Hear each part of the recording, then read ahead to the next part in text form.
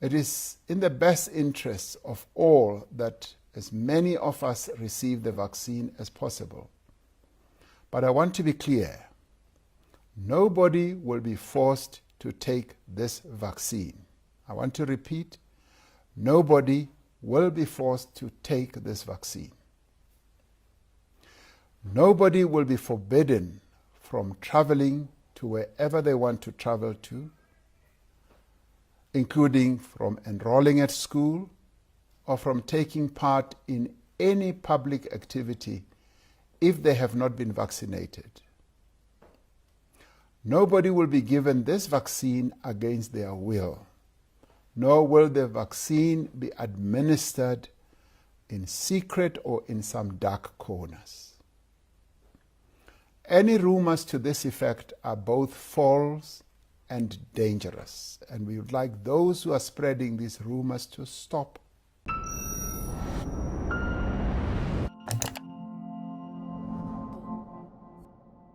Many countries around the world are mandating their citizens to take the COVID-19 vaccine. But is this legal and is it ethical? Joining me to discuss is Advocate Mark Oppenheimer of the Johannesburg Bar. Mark, welcome back to the CRA channel. Always good to have you here. Could you tell our viewers what are the different forms that a mandate could take, and is this desirable? Yeah, so I think we should think about the mandates as existing on a spectrum. The most extreme would be that the state forcibly injects people. In other words, you have it being the case that if you don't have a vaccine card, the state could then have the right to forcibly vaccinate you. The other ones might be to say, if you don't get vaccinated, we're going to limit some of your rights. So you would not be able to access certain stores. You might not be able to travel. So you could have those kinds of rights limitations. And then on the other end of the spectrum could be these nudge factors. So you could encourage people to get vaccinated by, instead of punishing them for not doing it, rewarding them if they do it. And this could be either through the state. So you could have benefits that are paid out by the state or by private industry. So in South Africa, game stores have said that if you are vaccinated, on Wednesday, they will give you a discount if you can show that you've been vaccinated. And so there, no one's being forced, but there is an incentive if you elect to do it. Enjoying this analysis? Click here to sign up for our 30-day free trial for more content from the CIA. Okay, and here in South Africa, we do not have vaccine mandates currently, although some voices have been advocating for it in civil society and some government quarters as well.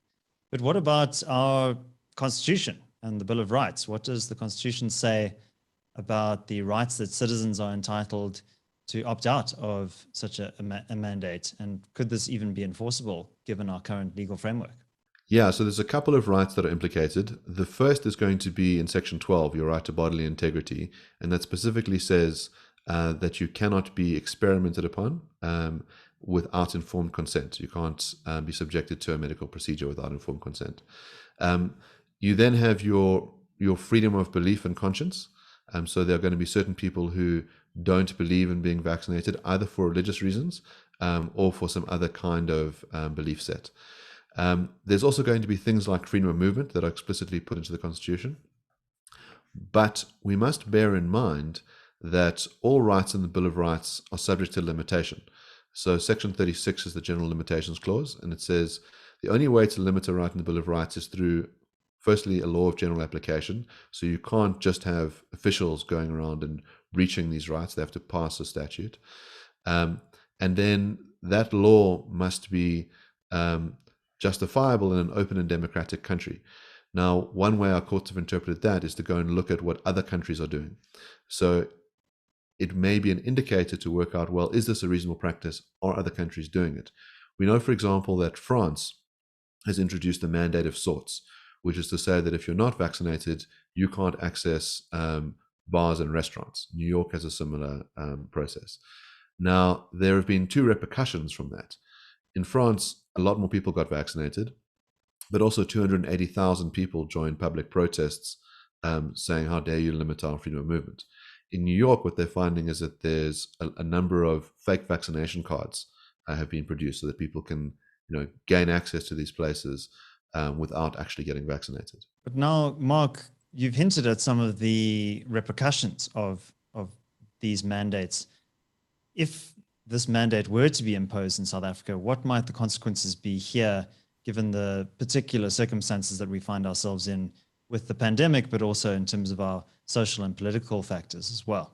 Yeah, so one could take the view that it's good to be vaccinated for your own sake, that it would be good for others to be vaccinated as well, because it reduces the load on the healthcare sector.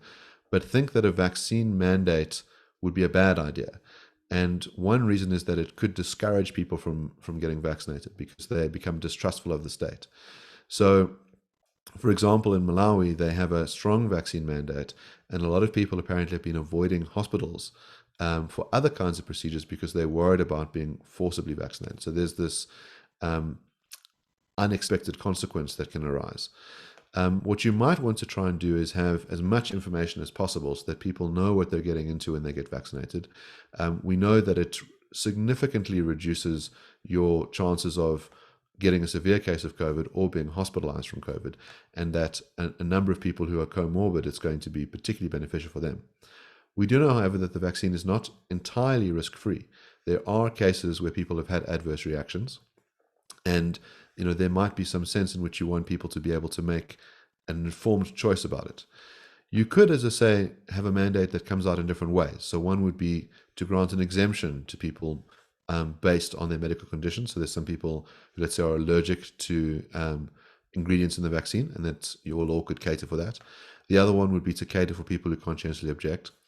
The other one is to only require certain sectors to be vaccinated. So you could imagine that frontline healthcare workers, you could have a mandate for that, but that you don't require it for other sectors. So there are different ways in which it could be cashed out with different repercussions. But it's a hard situation for the state to try and balance people's rights. It also has an obligation to provide access to healthcare, but that obligation can't be used as a way to force people to get healthcare. But it could be used as a way of saying, well, because we have this obligation, we need to encourage people to get the vaccine. So now, Mark, in addition to being a lawyer, you're also interested in philosophy, and you host the channel Brain in a Vat, which we'll link to below. What are some of the ethical dilemmas that arise from this situation that you've painted for us? Well, one way we could think about this is through the thought experiment of a trolley problem. So the way the trolley case works is that you can imagine that you're driving a train and you're heading towards a track where there are 5 people who are tied to the track. And if you do nothing, the train is going to collide over them and kill them. But there's a switch that you can hit and you'll change tracks. And if you do that, one person will die. Now, a lot of people think that the right thing to do then is to change tracks on the basis that less people will die. Others think that that choice to make an active kill is not the kind of choice that you can make ethically. That if you are accepting that some people are going to die through your choice, through an active measure, that is immoral. So there's an argument that you have on vaccines, which is that it will yield an enormous benefit if everybody got vaccinated. You would reduce the number of people that are transmitting the virus. It doesn't stop you from being a vector entirely, but it reduces the amount of time in your system, and it provides enormous protection to people that get vaccinated. However, some people may die because of an adverse reaction. And so the question is, can you force that risk upon them? Or is it the case that you are prevented from doing so through an ethical side constraint?